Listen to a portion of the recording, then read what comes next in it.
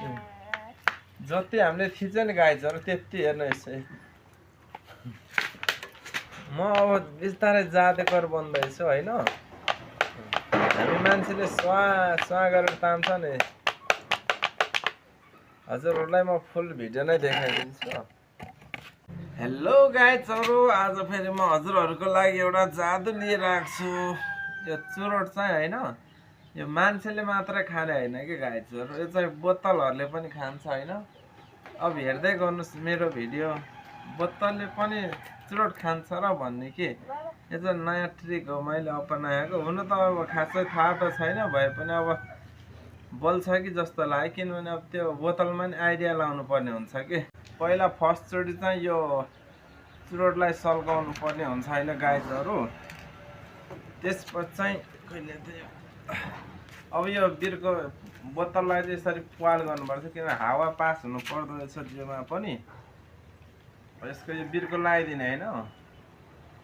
अब यो बिर्को लगाएपछि चाहिँ यहाँबाट यो तल पानी जानु भनेको चाहिँ यसलाई स्वाट्ट तान्दै लाने हो कि यो। यसमा कतिको धुवा जम्छ, तपाईँहरूले खाँदा ठिक हुन्छ कि हुँदैन भनेर मैले चाहिँ भिडियो देखाइरहेको छु होइन। यसमा चाहिँ यो प्वाल ठुलो भएर साह्रै पानी सक्यो होइन गाईचरो। त्यसैबाट अर्को सानो प्वाल पारेर ल्याएको छौँ। हजुरहरूलाई चाहिँ सबै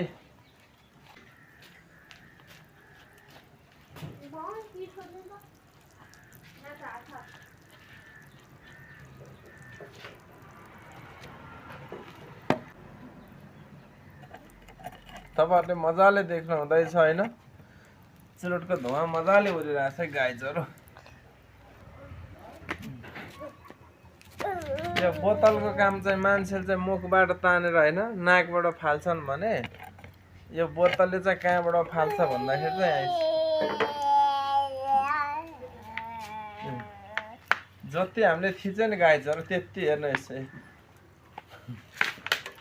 म अब बिस्तारै जाँदेकर बन्दैछु होइन।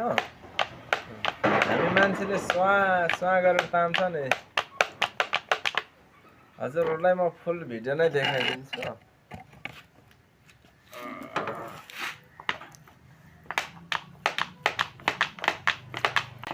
यता पानी पनि गइरहेछ हेर्नु। यहाँ हेर्नुहोस्, मान्छेको शरीरमा यस्तै हुन्छ अरे के चुरोट खायो भने। पुरा यो त बादल लाग्यो भन्दा नि खतरा हुने रहेछ नि त। यही धुवाहरू जम्मा भएर चाहिँ मान्छेको कलेजो पक्षहरू सकिन्छ अरे गाईचरो। त्यही भएर चुरोट रक्सी खान छोडिदिनुहोस्।